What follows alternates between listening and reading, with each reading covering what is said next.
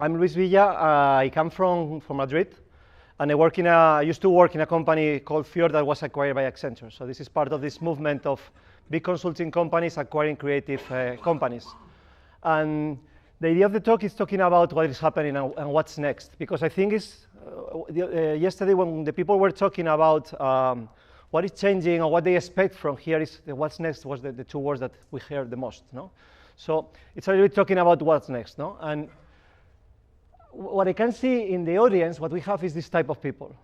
People that just is quitting their job, people that are in transition, that are misfits, rebels, wanderers, whatever. People that are not comfortable in one concrete place. No? And in fact, I love the Axel presentations because he was talking about tools for being a wanderer, for living in different countries and living in a liquid life, no? A life without any being non-present. No? It's one concept that I use, this delivering non-presential value, which is you don't need to be one place. The important thing is what you are doing. No? And it was very interesting. And also we have Fergus, who is leaving everything to build a house, and then we'll see. So it's people in transition, no? People that is inconformists, that are misfit, that are rebels or wanderers, that are just moving around. No?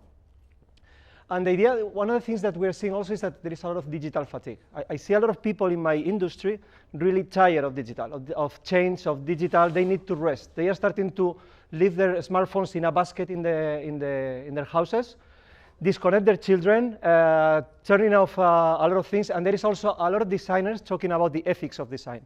That the publicity and advertising model is based in what Fergus showed yesterday, the truck just that didn't hit.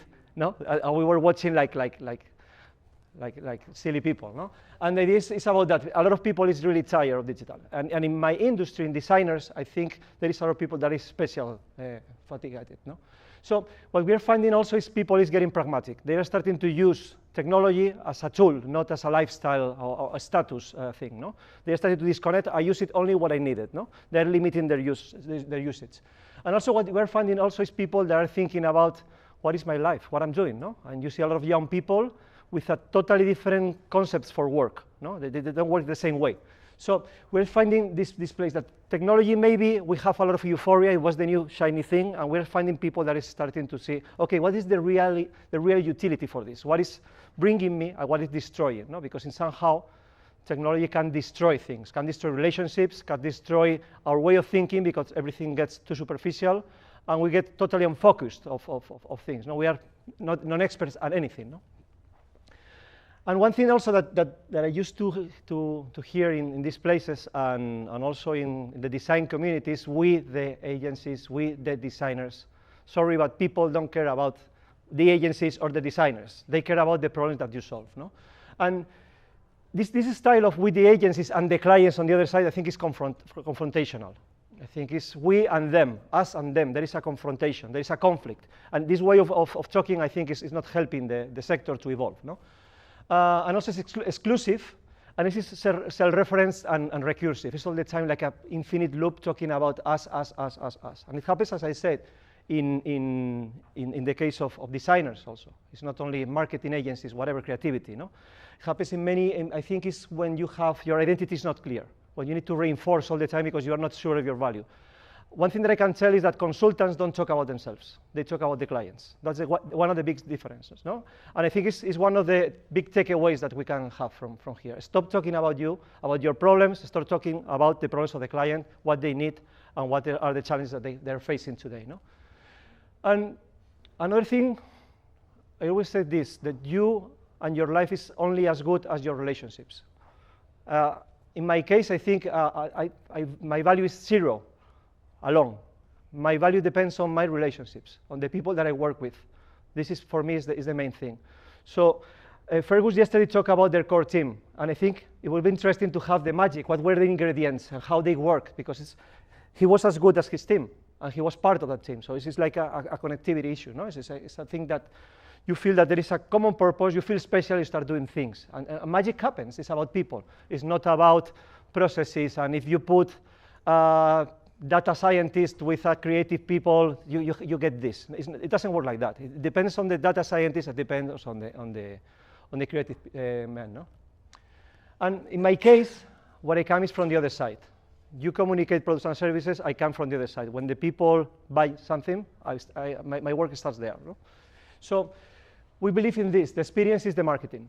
We don't believe in communicating bad products or services. We believe that you have to create a good product and good service so you can make a good marketing campaign. No? The problem is that how many of you have to do campaigns of products they don't believe in? In many cases it happens. No? I don't believe in this product, but I have to put the lipstick on a pig. No? So for us, we start for the experience. No? And this is more or less the transition. No? The traditional way of doing communication when you have a mass market with a lot of products, companies, brands, whatever, everything's too saturated. The traditional way is making people want things. And design is about making people things that people want, sorry. So this is the big change that we are having. So we have to connect both. And this talk is going to be about connecting opposites. It's not going to be about us against them. It's about trying to build some common ground between different profiles and different ways of thinking and seeing the life. No? And this is the typical thing. No? This is a campaign of a glossy brochure of Canon, and you have this situation, no? Engineered to let you stay with the action. So you buy the camera and you feel yourself, you see yourself with a blonde woman with a lot of muscles, just in the mountain, and you feel like I'm a great photographer, no? And then you start taking the pictures, and you will be famous, and you will have the best Instagram, whatever, no? But when you buy the product and you get it, this is what you get, no? This was marketing, the experience, no? What happens now? What many companies are doing, if you see it, they are learning from Apple. Apple, the experience doesn't end in the marketing campaign. It continues, and there's a lot of engagement. And there is one thing that many companies didn't have, which is called the onboarding process. It's your first discovery of the product. And there is a lot of people taking pictures of the onboarding in a process. This is one of the critical parts. It's like the beginning of a history, no? And then also we have another thing, which is we design also the sign-off, when the people leave the company. How you design that? How you honor the time you've been together? No? How do you make the people live in peace, in something with a grateful sense? No? This is what we try to do. We try to design from the beginning until the end. We don't stop in a campaign. No? And that is very good because I think it makes easier the work for the marketing people. Who doesn't want to do a campaign for Apple, for instance? If you have a great product, you will be betting for being in the campaign for this great product. No? So the idea is how can we connect the marketing and the experience, because it's all part of the same. No? And in design, what is happening now is that we are evolving. Designers, we are learning all the time. We started at the beginning in the bottom layer with the object of the product, no? Designing interfaces in digital, the mobile application, the website, whatever. And we found out that little by little, the experience got more complex, because they started to have a store or a branch in a bank. We have a website. We had then a mobile application, then a call center, whatever, and everything was broken. So we have to go up and design the service, the experience. So we have to do what is called service design, which is from the discovery through the sign-off of the service, how many touch points and what is the role of each touch point in the experience of the client. So the idea is that you have to work with more stakeholders, because you have to align the guy of the call center with the guy of the marketing campaign, everything, so you can make an experience that is seamless. No? Then what we are finding out also is that suddenly companies are not ready for dealing with real clients. They are used to see clients and employees through Excel spreadsheets, numbers, and they say, we don't understand anything. Or the culture is not ready because they don't see the client. Many people say that the client is the most important thing, but they didn't see a client in their lives. And so you have these campaigns with the cool people, very beautiful, but in reality, the real client is totally different. No? So we have to start designing the culture, we start to design the employee experience, and we have to design the processes, so the company starts looking to people back again. And put technology, not in the efficiency side, but also in the experience side. I mean, with this technology normally has been used for being more efficient. It's quantitative, but we start to find the qualitative aspects of technology also. No? And finally, we have another part, which is when everything touches society. When you design an Uber application, it has an impact because you have to create a very good service for the drivers and for the users, for the clients. And then you have to design the system, so you can have the same system in different cities and it's recognizable as Uber. And then you have an impact because it impacts in the way the people work and the people live. No? That is, you have a lot of people protesting because of Uber. No? So you see that design is starting to have a lot of things to say in each of the different layers. No? So in the end, what you do is the upper you go, the more complex and the more stakeholders you have to work with, the less important you are, but you have to be there. Marketing sometimes, more or less, is in a different part. No, it's working in different parts, but it's about communication. No, and it's great, but you need to design also a value proposition for the users and for the clients. So one of the things that we ask always is, what is your role in your client's life? Why the client life is different with or without you? No? Why you're important for the clients? For me, this is very important. There is a lot of clients, for instance, that are very happy to see my colleagues. Each Friday, when they have a deliverable or session, they come happily. What do you bring us? They're very happy with that. Instead, and with other people, they don't feel like that. Wow, we have these guys, there's a boring presentation, I don't feel inspired at all, and you have this situation. So the idea is, what role do you play in your client's life? You solve problems, you are functional, or you are inspiring, whatever. You have to understand that. No?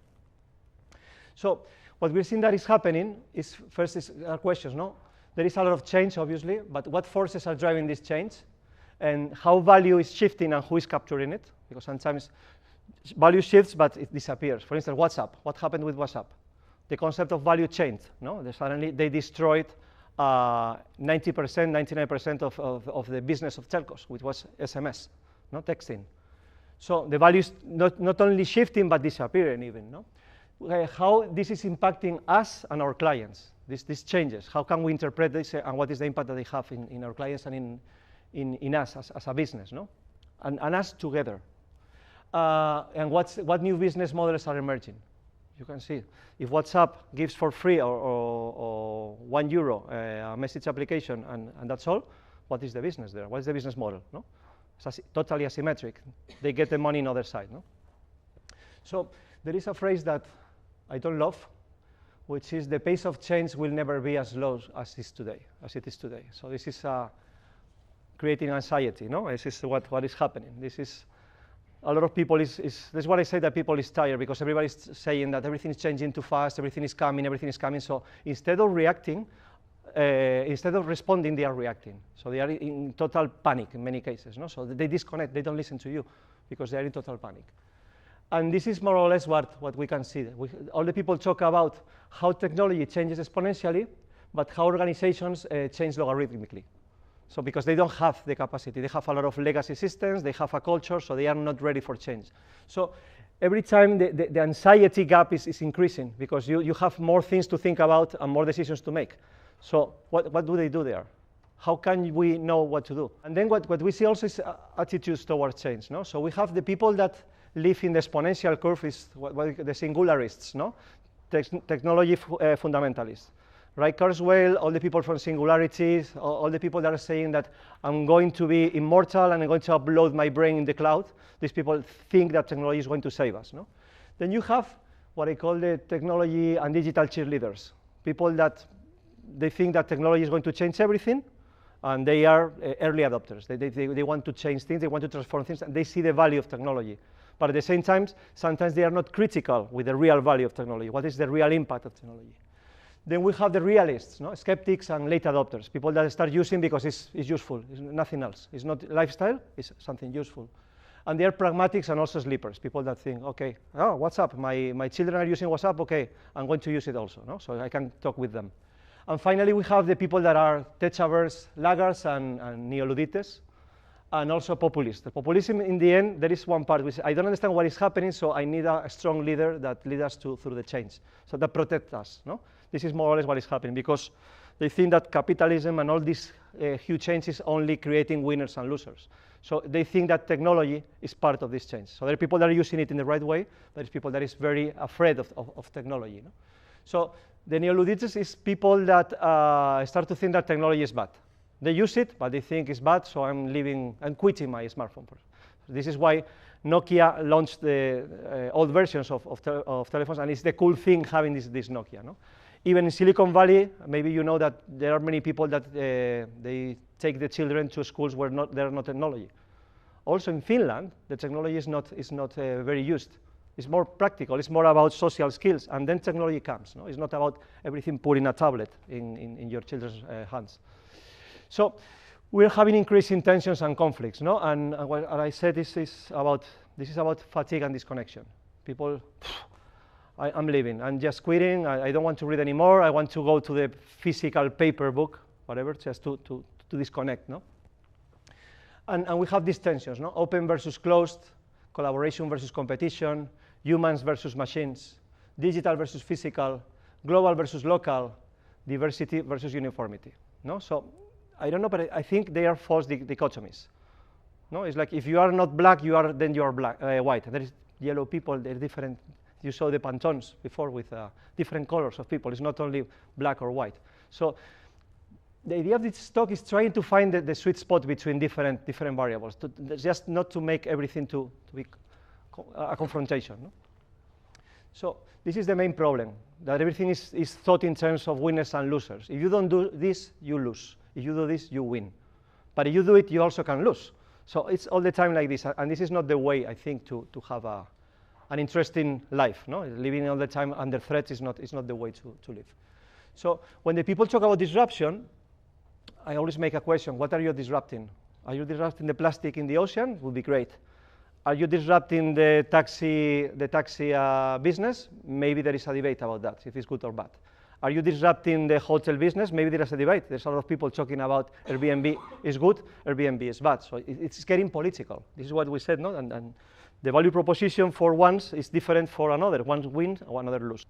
So when we have this is Tao Cafe. I don't know if you. This is Alibaba. When you enter in the cafe, they recognize your face, and you can pay with your face. It's like the Amazon Go store, but with your face. So the idea is that you are recognized. And what happens also is that in China, people use also the facial recognition for security issues. And also, the other day I was taking pictures, and I was saying maybe Facebook is recording the face of these people, or I'm recorded that I was in one place because they have my face there. You have this. So this is a debate, as I said. It's good, it's bad, it depends. No? There is people that see it as an opportunity. There is people that see it as a threat. No? Then we have, as we said, Uber. Where we have a lot of people that live from traditional business. I have a taxi, I have a license, and there's people, no, you have to renovate yourself, this is what you deserve. And there's people, no, being Uberized is not the way of working, no? Because there are a lot of people talking about freelancers. Okay, I'm going to take out all the people for designers and put it on the street, and then they have to be freelancers. So they will have a job when I call them. So there is, again, a debate. There is people that is good at that, they don't have any problem, but there's a lot of people that need stability. And also we have this guy talking about data privacy, no? And we have, this is the situation. Also, what happens with data? Do we have the right not to be tracked, to be totally disconnected? This is one of the main things that we are talking about with many people. What is the future of privacy? No? And there is a Guardian article talking about young people starting to leave social media because they feel under pressure by their peers. My life is not as glamorous as my friends, and I don't want to see them. So you have a lot of things about privacy, what they are doing with your data. There is a lot of people talking about creepy things, like they talk about traveling to Morocco or having banners about Morocco in their smartphones. So this is a legend, but there's a lot of people talking about that. I don't understand. I'm talking about one thing, and then in the following days, I have an advertising about that conversation in my mobile phone. So there is a creepy moment with technology. No? Also, mobile phones are tracking everyone in many places. They know who you are. Telco companies know a lot about the things. A different thing is that they can do anything or not, because you have a regulation. But the information is there. It's in the servers.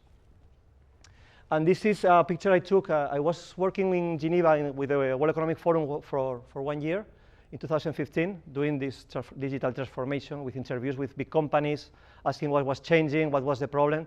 They didn't talk about technology or business. They talk about people all the time. They were chief strategy officers from media and advertising companies. And one thing that struck my attention was this in the airport. This is paper shredder, you know, in the shop in an airport. What does it do?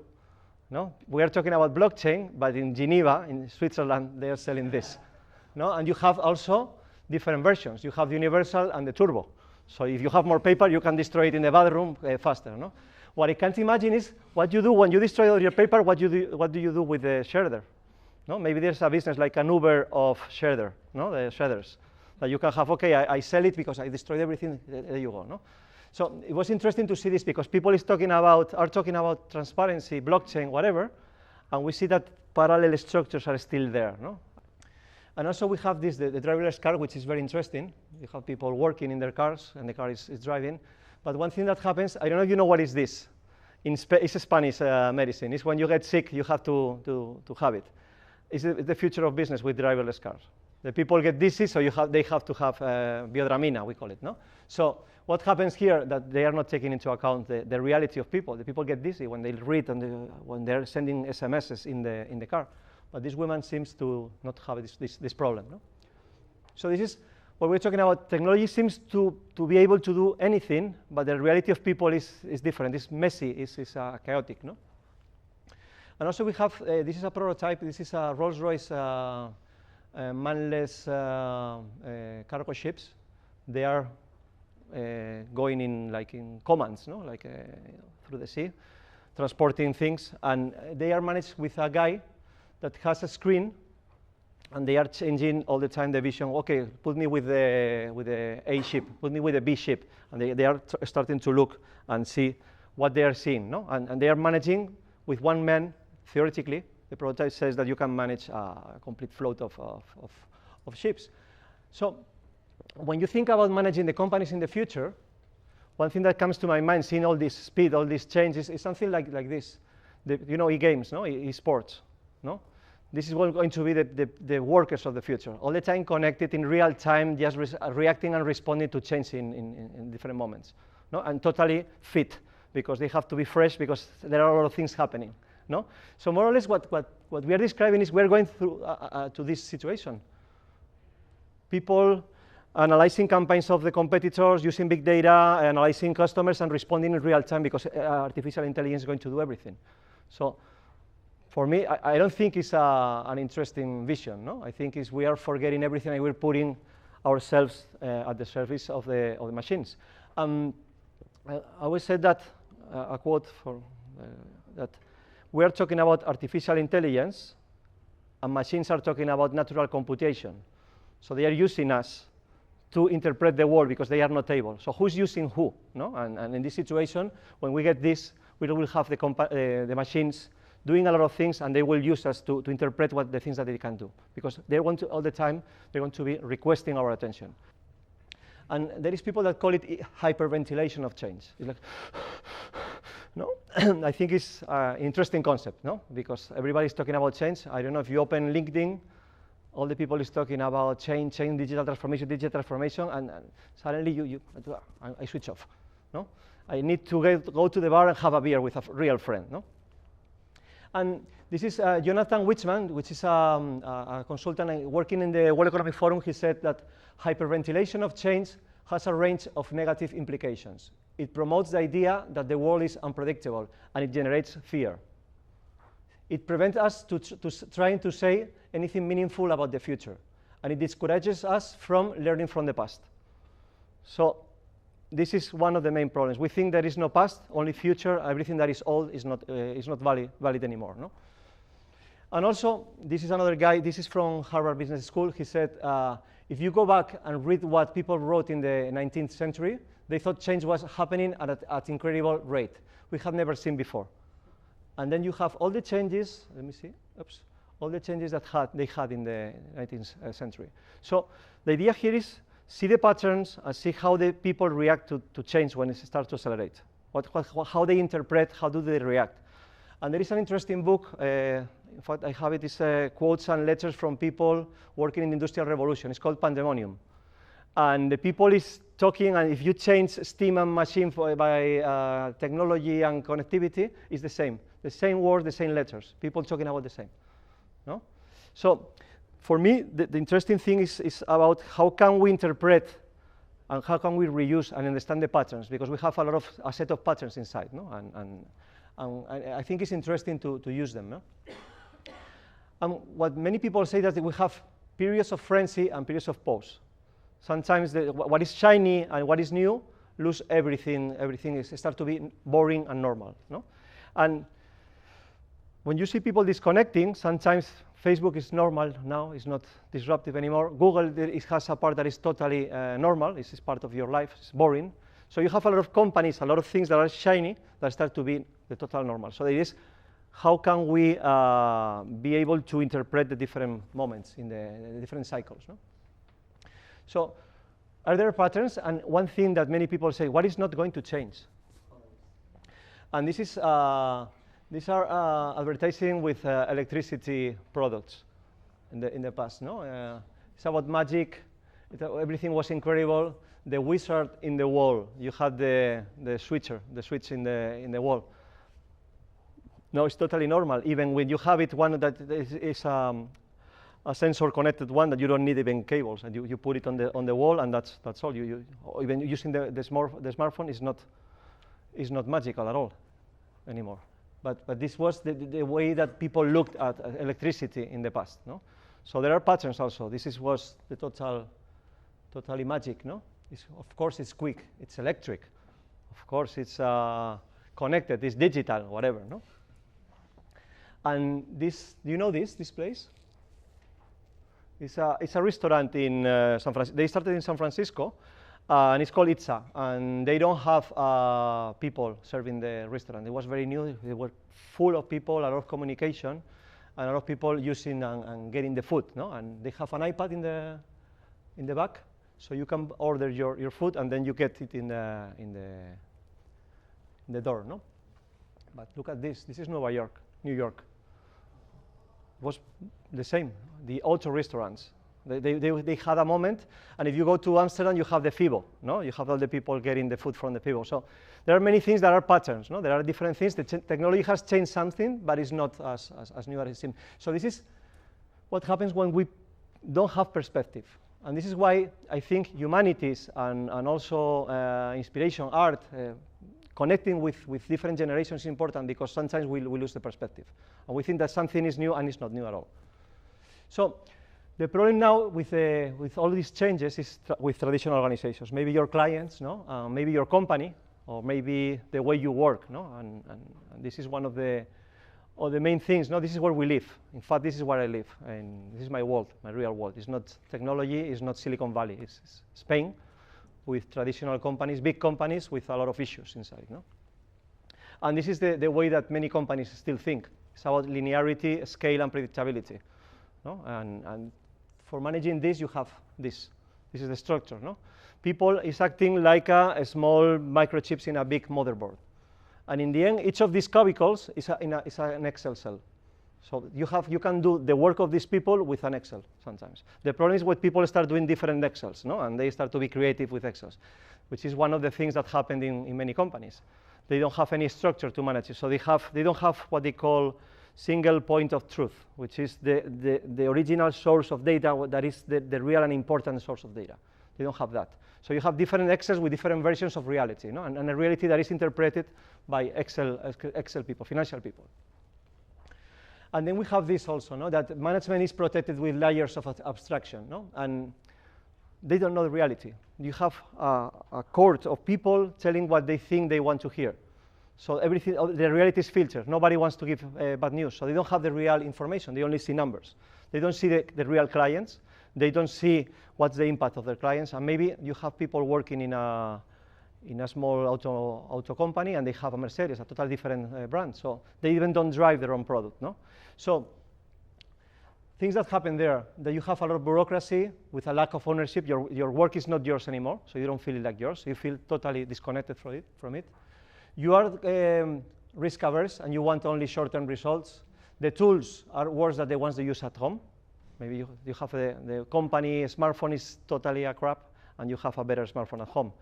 Dropbox, many of the tools that are digital you can use at home are much better than the ones that you use at your work, no? Because they are not designed for being used, no? And also reporting. One thing that I say is many people, Google says that they used to put 20% of the time to innovative products. I see that many big companies have 20% or 40% of the time justifying your job. Reporting and saying that I'm working. No, I'm working. Look, but what are you doing? No, I'm working. Just trying to find a way of justifying your job. So you getting far and far from the clients. And then you have a consequence that young talent doesn't want to join the company. They want to do different things. And we are seeing this in many companies. A lot of companies are making offers to many people, and the people are saying no. This is the first time that it happens. The good people are doing startups, or they are moving to another country because they don't want to work in a big company because they don't like it. So when you talk about a career with them, they say, what is a career? What my father did, they don't want that. So now the way you engage employees is totally different, because it used to be like a promise. If you go with me through all these moments, you will have a good retirement. Now there is no retirement, so the promise is broken, no? So we have also another thing. When you have this problem, what companies do is also, okay, let's bring creatives. Let's buy one creative company, or let's bring people to do some magic, no? Because for many people it's magic. And we have this situation. This is in Spain. No, you have, I don't know, maybe in your country you have different ways of this metaphor, but you have a gypsy and a goat. The goat dances, and then the gypsy puts the cap, so you can put the money. So in many cases, creatives work like this. Okay, let's bring the creatives, they do the dance, and then, okay, get out, and we have the money. In fact, if you see the CEOs of most of the communication and advertising groups, they have a suit and a tie. They don't look like creatives. They are financial people. So creativity is at the service of people with suits, always. So no, we work in a big creative company. Sorry, the guy that is interfacing with the business brings a tie. So it's what is happening. So we have to understand we need a good gypsy, and we need to be a good goat, no? And this is, Peter Drucker said that management is the most important innovation of the 20th century, no? And managing was something very boring. Everything is automated now. It was about forecasting, planning, organizing, commanding, coordinating, and controlling. This can be done by a machine, no? This is what artificial intelligence and what big data analytics is supposed to do. You put this in an algorithm because everything is linear. So the idea is, what is the role of people here? What we're seeing in many companies is that the work that you did with 100 people, you can do it with 10, with the same quality and faster. So it's changing. So management is going to be different because it's going to be less people doing different things, no? And we have also this, no? We have, for the first time, 4 generations working together. We have the baby boomers. The baby boomers, logically, they are retired now, but we have baby boomers around. We have the X generation. I'm part of that, for instance. These two part of people, we are used to hierarchy. We're used to scale, to control, and to discipline. We were educated in a different way. We were very local. We didn't speak other languages. We have our national TV, watching TV, and we have no connection with the world, only American movies, for instance, in the case of Spain, no? So this is a block of 2 generations working together, parents and children, and now we have the millennials and the Z generation that are mostly different, no? They are global because they can travel for cheap prices. They are connected and they are collaborative. They're all the time talking and chatting and sharing. My job is a shit. Come with me. I'm building a startup. I'm doing this. This product is great. This product is bad. No. So you have people that when you talk about them with them about work, they think totally different. People say no, they are not committed at all. They don't want to suffer. It's not like that. It's that the proposal of the big companies is not current anymore. It's not valid. No, because it's absurd. It's just stay here for 20 years and you will get a retirement. No. So they're thinking about lifestyle design. How do you live? No, I want to travel, and then I work like some months, and then they're all the time doing different things. No, and I have, in my case, I work with all the generations. And you see the differences, no? The differences, and it helps you to learn a lot of things. So what is happening in the end is that management and corporate bureaucracy are becoming obsolete. No? And managers are starting to act like venture capitalists. They have like small startups. This is what we talk about digital factories, digital ventures, innovation, whatever. They don't have to run a department in a linear basis. They have an initiative, and they have to curate it, they have to grow it, and they have to make it float. No? And then with automation, we should have new opportunities. No? The green ones are the good news, the red ones are the bad news, but the people are seeing it different ways. So this is what we say. This is about mixing different perspectives. No? So one of the things that we're seeing also is that employees are your first customers. In the end, when you do a campaign and you do a product or service, you want to feel proud. And this is one thing that we heard from a big head of on a big company in Spain. They say, this is the brief. I want to say to my colleagues in the dinners, to my friends, that I work in this company and feel proud about that. Because every time that they were there, no, because you are all the time, your company's fucking up everything, it's a crap, the service is bad, the call centers are bad. He said that was the brief. I think it summarizes a lot of the ideas of many companies. No? Your company, okay, you make a lot of money, but your service is a crap. So companies are starting to think about, if we don't engage the employees, our company won't survive. So what we have to do is designing transitions. It's not about transformation because sometimes it's too radical. No? Being transformed is very difficult because you get back to the old habits very easily. No? So the idea is, how can we design transitions so we can start evolving in a way that we can interiorize the change, no? and the new habits so we can evolve. And what we have is the humanities is back. They are back. No? And what happens here is you have designers. Designers are humanities. And engineers are asking for designers. Business people are asking for designers. At the same time, you have people saying that that humanities philosophy, humanities whatever is lost, but you have people making a lot of questions. And if you go to, in Spain, for instance, you have a lot of bookstores selling size, non-fiction, people trying to interpret the world. You see Yuval Noah Harari, the guy of Homo Deus and Sapiens. The guy is selling books all the time because the people want to make sense of what is happening. So that's humanities. It's not only technology. Technology, okay, we have the technology, what does it mean? What does it mean to be human now? What does it mean, you know, to work? What does it mean everything for us, no? So we have this mix, no?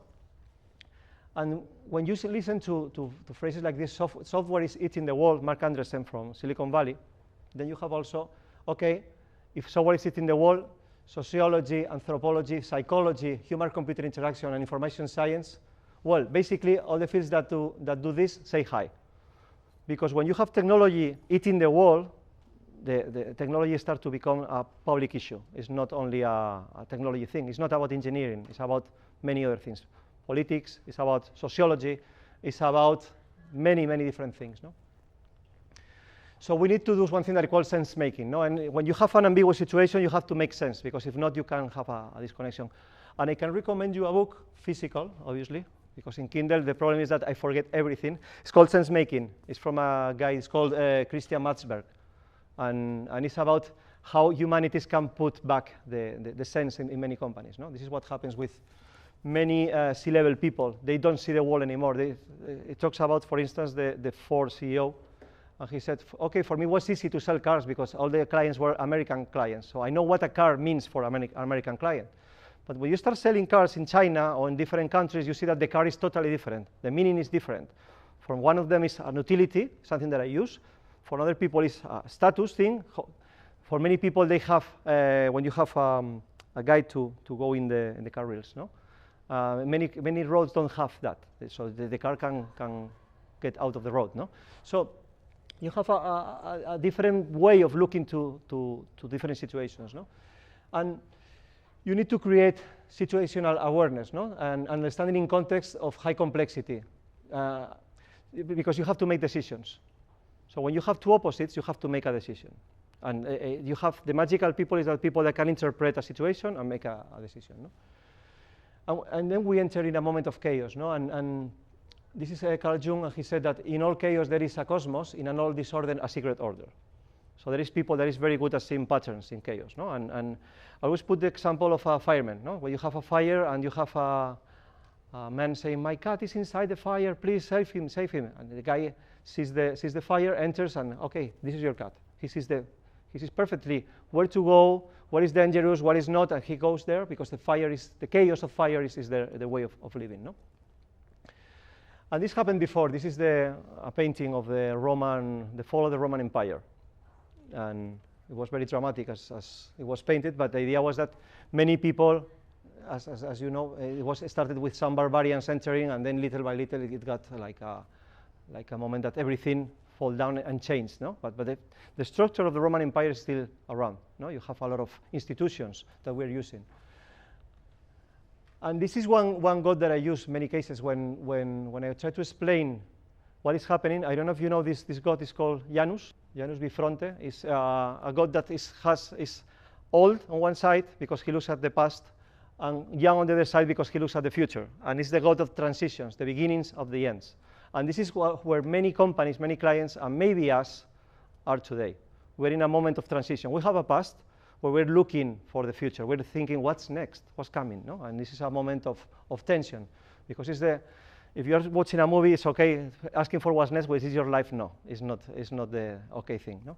So this god is the god that lead the Romans through transitions. Was the first god, and it was called Janus, and this is why January, the first month of the year, has the same name. No? And this is Solbrain. This was the old factories, the old steel factories, and they transform everything. So now it has a different purpose. No, they didn't destroy it. They just revamped it, and they make something that is valuable. And they also honor their past. No, they remember, hey, this is the business, and this is the industry that brings us where we are. Okay, let's close it, and now let's do something. But let's respect our history. No, and the transition was smooth. We're changing little by little and not closing and destroying everything. So change, many cases, is not about disrupting and destroying, but sometimes you can do new things with your past. So you can remember why you are here and where you come from. No? So when we're talking with people about change, we talk a lot about fear. This is the most clear word. When people talk about exponentiality, people talk about anxiety and fear, no, all the time. And fear is about when you come from order and you have chaos. No? And this is an exhibition that I saw in Madrid, and it was very relevant for me because I think, hey, this is my job. My job is mediating between chaos and order. A designer, a guy that has a problem, what he does is trying to understand, get information, and make sense of what is happening. No? And in the exhibition, they said that the tension between these two forces, chaos and order, is indispensable to the balance and continuity of the universe. No? And liminal beings, these are the people that live in the middle, no? And I think this is the interesting part. Or boundary men and ritual serve as a way to master natural, personal, and social imbalances and restore order and harmony. There is people, when there is a chaos, they appear and they help you. There's a doctor, a psychologist, a surgeon. You have a problem. There is people that go with you through the crisis and then gives you and leaves you in a better situation. No? And these liminal beings, and I think most of us more or less are liminal here, cannot easily be placed into a single category of existence. They are ambiguous.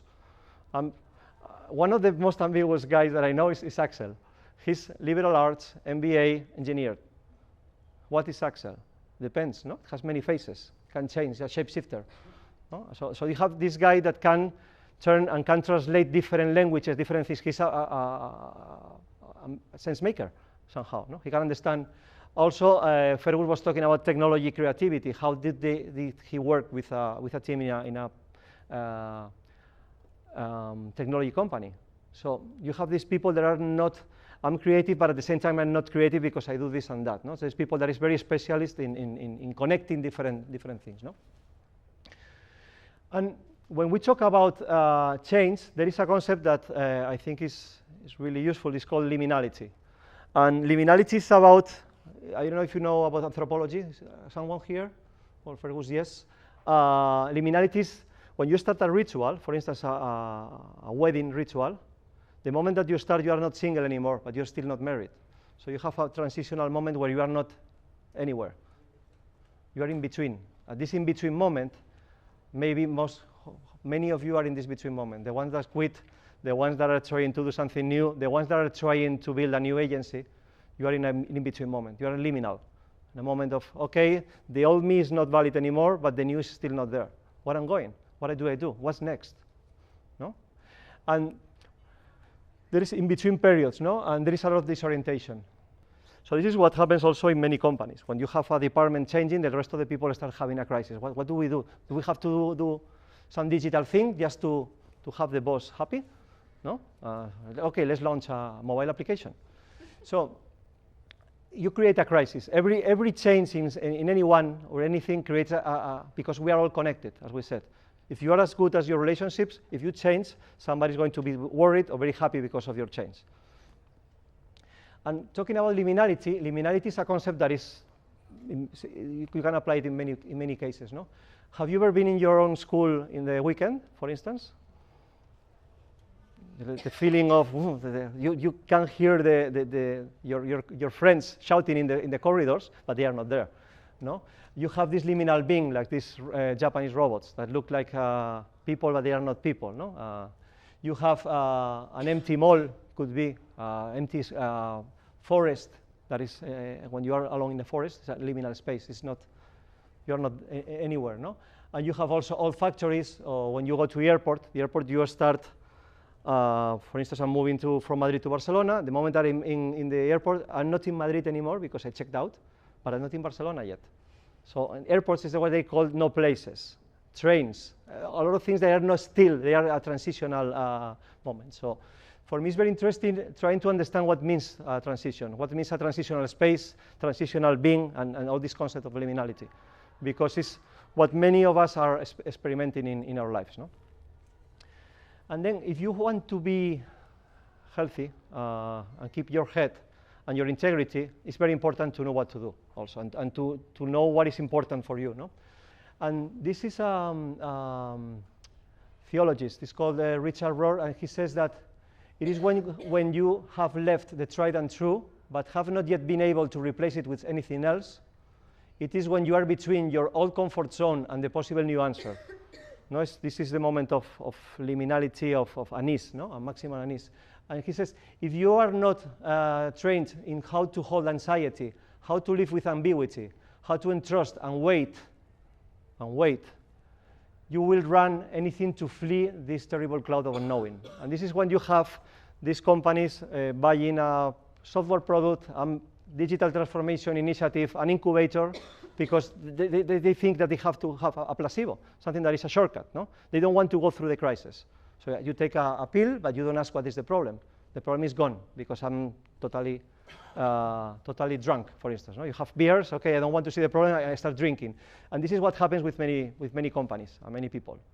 They have fear of change. They have fear to go through the crisis. And then they start to look for quick solutions, quick fixes. And then I don't know if you are familiar with the hero's journey. Are you familiar with it? This is the structure of all the epic histories and the movies. You start here, when you have, I can summarize it in one thing, that you are here, and then you have a call, you start moving, and then you have a mission, and then you don't want to do it. Okay, so this is a frontier, no? What happens with a wall falls down? You have different people meeting again and doing magical things together, no? So you have Berlin, is a very interesting city. It's a mix of a lot of things, creativity, technology, different things, and this place is one of the examples, no? Because when you put a frontier and you make it very close, you have problems, and this is what the problems that many companies have. They are all the time protecting everything, so they create like a subculture that is not connected to anything, so they slowly die, no? So you need people that are intermediators, people that translate, and I always talk about people that, for instance, you know, these DEI agents, the people that deal with drug dealers, sometimes they get mixed into the drug dealer culture that they seem like drug dealers. So they are starting to work in the dark side, no? They started to intermediate between the law and the crime, no? And they are in the middle, they are translators. You have also spies, no? And double agents, for instance. You have exorcists. They go with the devil and they come back, so they translate, they mediate. They are people that try to connect different worlds, no? And this is what happens with many people. Designers that go with the business guys, sometimes you don't know if this is a designer anymore or it's a business guy, no? Because he starts to talk in a different way. He starts to be ambiguous, no? And I think with many people that when we talk about business and we feel like business is not good because it's too centered on financial benefits and not social impact or whatever, we have this quote from Nietzsche, no? He said that he who fights with monsters might take care lest that thereby become a monster. Sometimes when you talk with a lot of business people, you start to talk like them and become one of them, and your colleague sees you as hey, this guy is kissing the black rim. It's not good anymore. He's not the same, no? And if you gaze for long into the abyss gazes back also into you. So when you work in this place of ambiguity, sometimes you can become something strange. Sometimes you can feel, why I'm talking like this? Why I'm doing this? But I used to think like this. So this is one of the things that many companies and many designers are doing now. They are the translators between the business and the design. So they are not designers, they are not business people, no? So when we go, we have this Janus thing, no? We have like two ways of acting. One is going from something to something better, which is the typical way of many companies when they work. Okay, we have this situation, let's optimize it, let's make it better. And the other one is from nothing to something. There's innovation and disrupting. And all these things are connected. Let me go through. For instance, if we go, I call it solid, no? This is solid because it's predictable, you know the rules, you know how it works. You have the taxi, for instance, no? They say, okay, let's improve it. It's liquid. Liquid is that the experience starts to change. It starts not being so measurable, so predictable, you're experimenting, no? But you are still a taxi. You're yellow, you are bringing people from one side to another, and you're still experimenting. But then you have this transformational moment, when you have one guy that doesn't know anything about taxis and doesn't buy any taxi, and he uses black cars of other people that they don't know. And then you have somebody solving the problem and disrupting and questioning. They're building, I call it gaseous, because it's built on top of an infrastructure without using any type of infrastructure or investment. And finally, plasma is the fourth state of the matter. I thought there were three, but there are four, no? And this guy's thinking about drones, no? This is the moonshot, they call it, no? They say, okay, let's do something that is impossible. And you have this situation. This is the same need and different ways of using technology. So when you talk about an agency, you also have these situations. You have the old way of doing business, an improved way of doing business, new business models, and total disruption. What does it mean? Imagine an agency that doesn't have any people at all, for instance. I don't know, something that looks like too risky, no? Too science fiction. And if you do it again, you start thinking again about the drone and what is happening, no? And then you have here teletransportation, for instance, no? You can do it all the time, this moving and improving and improving and improving and moving away, no? So in terms of internet transformation, you have the same situation. Many companies, even yourself, you can have a solid part, a liquid part, a gaseous part, and a plasma part, no? This is what Google does. They have from something to something better, and then from nothing to something. No? And here they invest in disrupting their own business, they test and learn, and they change, and they are all the time connecting both sides. So they have this way of working. And they have different structures doing different things. And you can see it in this picture. They have the traditional model, which is media and advertising, is paying for all the rest of the investments. They are taking the risks. But the idea is that they're changing all the time. They're connecting. Amazon is doing the same. Facebook is doing the same. In the case of Spain, in banking, BBVA is doing the same. They have different structures at different speeds, doing different things and learning from each other, connecting, because they have mediators, people that connect the old business with the new business. And this is one of the challenges that many companies have. The old business is totally different, so you have to see how to do it without killing the old business and at the same time allowing the new business to grow and appear. So when you think about this, you have like two main strategies. One is what's broken, and the other one is the moonshot. No? The what's broken, this is, for instance, you know Oscar, this insurance company? No, this is a small, simple insurance company invested by Google, and when they started, they said this: we didn't start this company because we love health insurance. Quite the opposite, in fact. So I think it's a value proposition. It's not a campaign. It's a value proposition. What is broken? Okay, let's fix it. And then you have simple health insurance designed for you, health insurance that won't make your head explode, and if it does, you are covered. Get a bright, articulate doctor to call you without having to join a dating site. So this is the value proposition, well communicated. So the guys that did this campaign feel very proud of this, because I'm communicating a nice product, a product that people want. No, I'm not making people want things, but I'm communicating a product that people want. And then imagine, I didn't start my agency because I love agencies. I think this is most of the ideas. What is broken in the business? For you, it doesn't matter. For you, the problem is that you talk a lot about your problem as an agency. I want to make impact. I want to be creative. I want to. This is not relevant. I want to. The market doesn't care about that. What problem is broken for the clients? No. What is broken in the relationship? And Fergus talked a lot about that yesterday. And the moonshot is finding a problem that looks impossible and solve it. And you need a purpose for this, because sometimes you don't know how to do it. You see the problem and, this is what Kennedy did in the 60s, no? We want to put a man on the moon. No? And it was, why? Because we want. Because we think it's difficult. No? And why is what's relevant for you, your clients, and society? No? And there is an anecdote, JFK visiting the rockets factory, the NASA, and he said, what do you do here? And the janitor said, I help people to fly to the moon. There is a purpose. Everybody was feeling that they were involved in this. No? And this is when you make a change. So the magic happens. It's not about process. It's about feelings. It's about emotions. And you have the Wright brothers. No? They have a vision.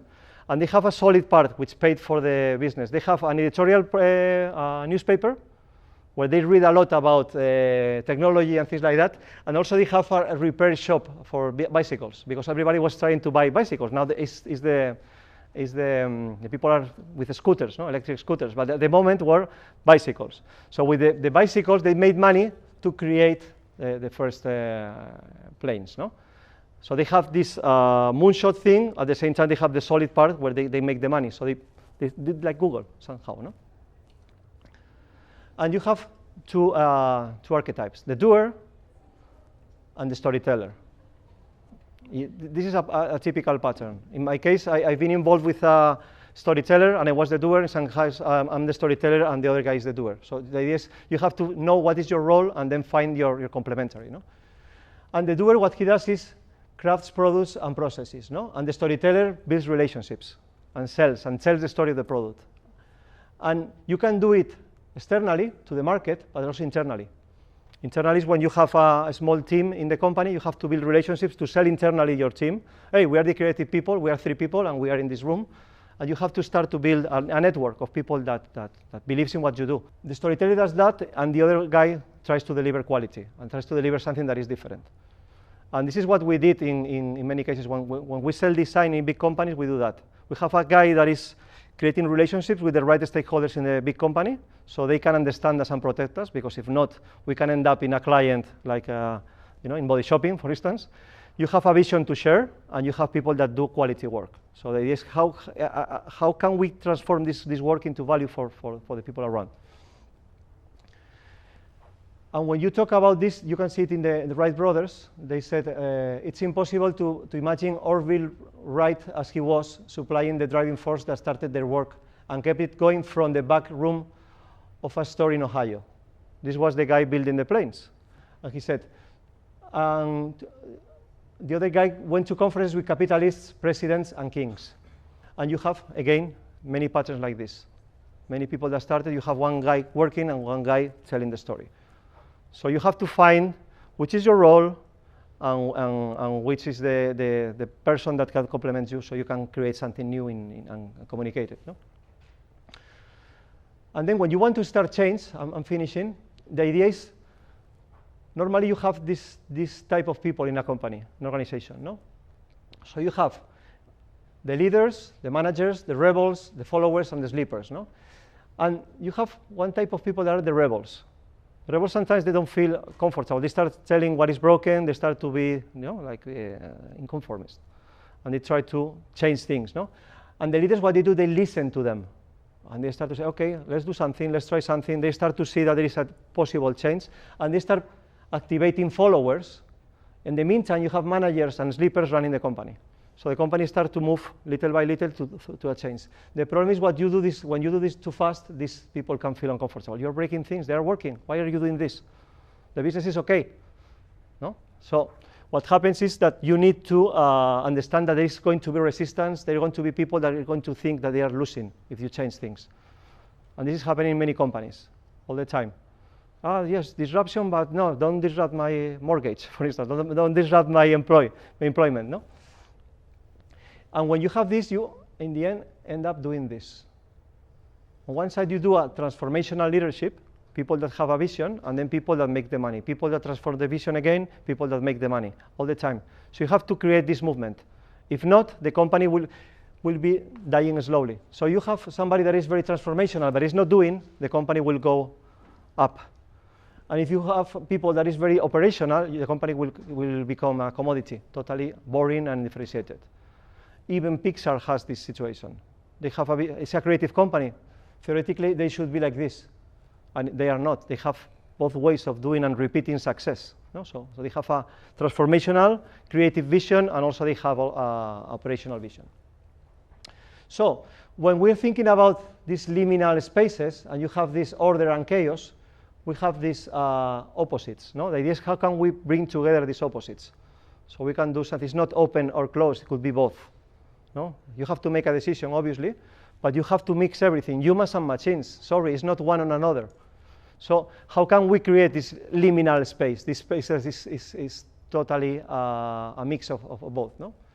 So you have this hybrid. Hegel, the philosopher, said affirmation, negation, negation of the negation. No? So how can we create the negation of the negation?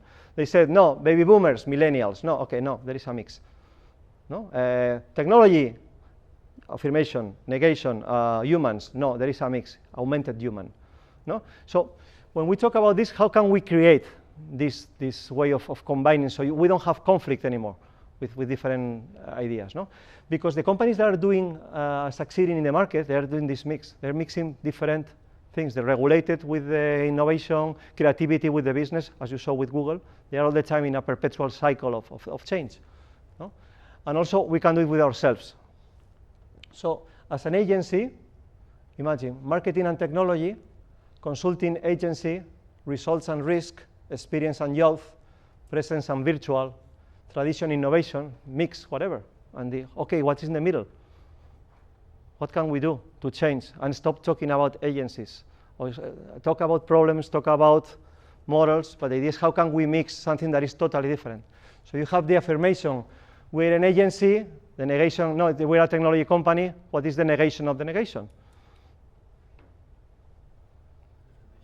You have consulting companies doing big platforms of advertising now, running them and putting creativity on top. Powering creativity, or putting creativity. You have a lot of companies doing different models. How can you mix what are the ingredients? How can you mix them in a different way? And not thinking about if I'm this, I'm not this. You can be both. No? So to finish, the idea is, and my message would be, stop talking about the future of your agency, because people don't care about that. Fall in love with real problems of the people, your clients and the clients of your clients, the customers, and also solve these problems. And of course, tell them to the market, hey, we solve this in this way, and it's different, and it's relevant for you because of this. And I think it's more or less in English at this time with a wide angle. I hope it's useful for you. So thank you.